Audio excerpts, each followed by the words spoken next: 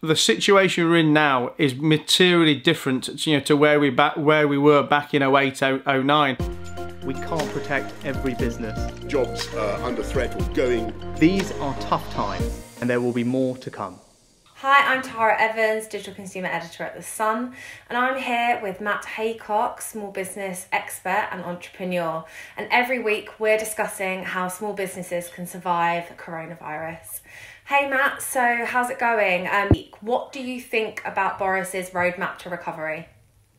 Hey Tara, good to see you again. I mean, I guess I feel like we've almost had a similar scenario every week when we've been talking. That every time an announcement's been made, or every time we've learnt something new, it's probably given as many questions as it has given answers.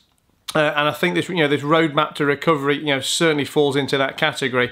I mean, all of the businesses that I speak to and the people as well, they're continued to be surrounded in uncertainty and are not really knowing exactly how to move forward. But I think the key takeaway really just needs to be one of positivity, in that we are moving in the right direction, and that there is going to be more movement, more flexibility for businesses. That we are coming. I was going to say coming to the end of it. We're certainly not coming to the end of it, but we're certainly moving a little bit further forward in terms of being able to get to some more normal level of trade. Some more normal level of behaviour. And I guess for me that's the main thing that we can take from this. There's still so many unanswered questions about how we behave, where we go next, and what this is really going to mean to people's finances.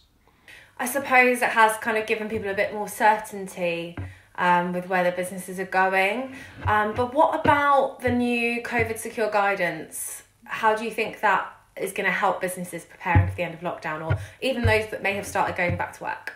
Well, I guess the main thing, with the new COVID secure rules, guidelines, suggestions, etc., is it's just more part of the framework of allowing people, to be able to come back to work. I mean, it itself is not going to help businesses, other than the fact, it's a framework that is going to allow us to start to trade again. I mean, again, it's something that most of the businesses I speak to are unsure about exactly what the rules are, about how they are going to implement it, and I know a lot of businesses are concerned that it's going to make their businesses either less productive or unworkable or uneconomic.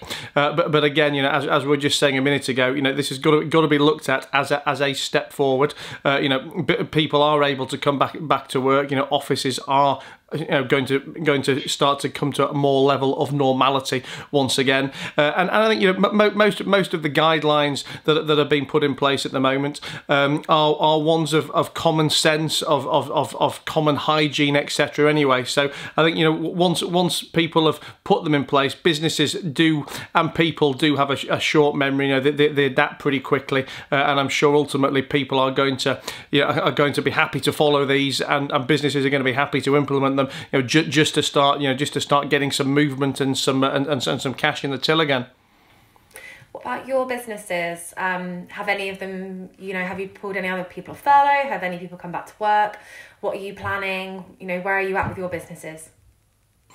Well, I mean, my biggest business problem still is with regards to the leisure businesses that I'm involved in. I mean, obviously, any of the announcements that have been made so far are not going to help leisure businesses. I mean, yes, in theory, there's talk that pubs, restaurants, etc., may be able to trade from beer gardens. May be able to serve people in a COVID secure environment. But the reality of it for leisure businesses is that social distancing doesn't work as part of the concept. You go out because you want to interact with other people, and even if customers were prepared to accept social distancing, the economics of most bars, pubs, restaurants, etc.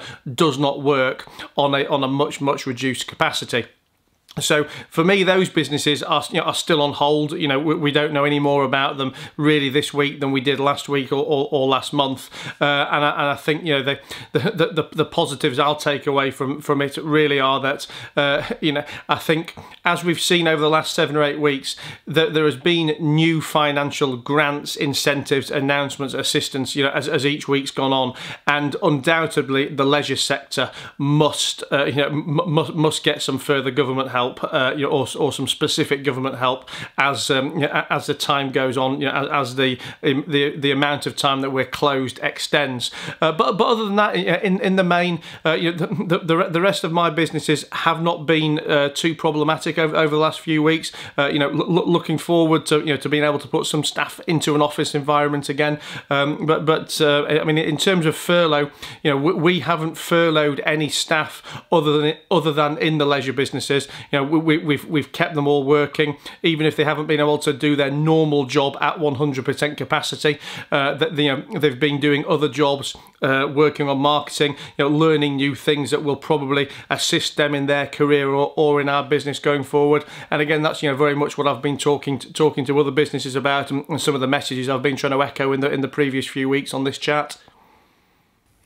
And you spoke a little bit there about the furlough scheme. Obviously, it's been extended till October. It's still unsure whether or not how businesses are going to pay for it. The government has said it will always be at 80%, but they may start withdrawing some of the cash, and they're going to firm up those details by the end of the month. What do you think about it being extended and the new guidance that's been given?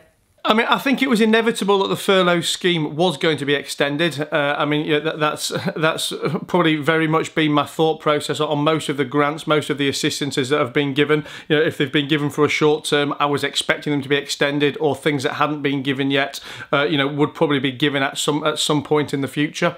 I mean, undoubtedly, as we start to move more back towards normality, or I don't really want to use the word normality, but let's say away from the situation we've been in the last 7 or 8 weeks, more people will be able to come back into work, and therefore I guess it's only fair that the furlough scheme is laxed to a degree. And I think it's always very hard in these situations, for which businesses genuinely need it, and which businesses are let's say taking advantage of it, or which businesses are just using it to pay staff and defer wages for staff that they've probably already made their mind up that they are going to get rid of.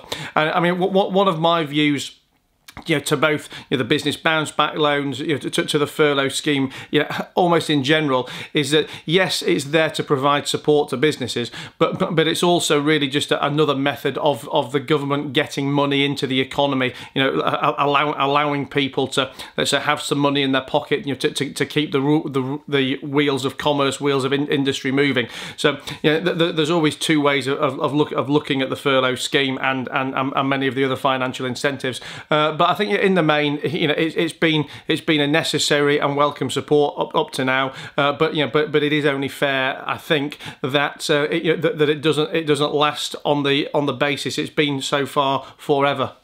And what about bringing back staff part-time? Are you planning to do that? Is that something you would be interested in? Is that something that would work for your businesses? Well, for me personally, other than in leisure businesses, we haven't furloughed any staff anyway. So there's none to bring back part-time. But I think yes, okay, bringing them back part-time, if the furlough scheme goes down from the 80%, is probably going to have to become a necessity for most businesses. Now, I know there's the arguments out there that this is putting pressure on businesses who don't want to bring these staff back. But I mean, look, ultimately, business is about taking risks. Business is about solving problems, and it's not. We can't, as much as we may like as business owners, to be given permanent grants, permanent subsidies. Ultimately, we do have to make some decisions and take some risks for ourselves. I think if you are going to have to bring staff back, whilst they may not be able able to do their normal role, their normal job. There will certainly be things in the business that they can do. For example, over the last few weeks, we've been talking regularly on this chat about other ways that businesses need to adapt, other ways that businesses need to deliver their, to find different ways to deliver their product to their customer base. And in a way, it's the same logic here with partially furloughed staff. What other things can they be doing that may not be their normal job, that may involve you thinking outside of the box, but that they can do to ultimately add value to your business and keep things moving forward, till we either get back to a level of normality or till we adjust to what is going to become the new world in its entirety. So last week we saw some of the first flickers of how the economy has been damaged by lockdown and coronavirus. I think we saw that the ONS reported the biggest quarterly drop the biggest quarterly drop since the financial crash in 2008. And Rishi Sunak confirmed that we are really headed for a serious recession now. How is this recession, is this financial crisis going to compare to the last one? I mean, for me, I think the situation we're in now is materially different, to where we were back in 08, 09, and bear in mind, I very much lived through that time, but both personally and business-wise, in terms of benefiting from the loose economy in the run-up to that, and suffering the financial consequences of what happened in 08 and 09. And I think for me, whilst we are undoubtedly heading towards some kind of recession, the numbers themselves don't lie. And I think one thing I've been talking about a lot regularly, and I've mentioned to you when we've been having these chats, is that a lot of businesses have been effectively zombie companies, waiting for some event to push them over the edge anyway, because they haven't been viable businesses anyway. And I've talked in the past about how for me, the corona crisis was that situation that's caused the businesses to basically come to an end that they were probably due to come to anyway. However, I think the big difference for me between now and 08 is that 08 was 08-09 was a situation where there was no access to capital for businesses, where there was very poor liquidity in the market. People were unable to spend money. Whereas for me right now, it's more a time of the inability to spend money. The inability for businesses to produce, and there is still a very liquid capital market out there. Again, if we go back to 08-09, there were no grants. There were no bounce back loans. There were no CBILS type loans. The government is still pumping. Still pumping big money into the economy. Businesses are, in the main, reasonably optimistic. Yes, they've been suffering over the last 7 or 8 weeks. Yes, they're concerned about where their future lies with Corona. But the solid businesses with the long-term economics, have adjusted over the last couple of months. And the feeling, the sentiment that I get is that they are confident about their future. And I think whilst ever the continued liquidity, the grants, the money that's been pumped into the economy, we're going to see a very, very different situation to back in 08-09. Great. Thanks so much, Matt. It's been really great talking to you as always. Thanks, Tara. See you soon.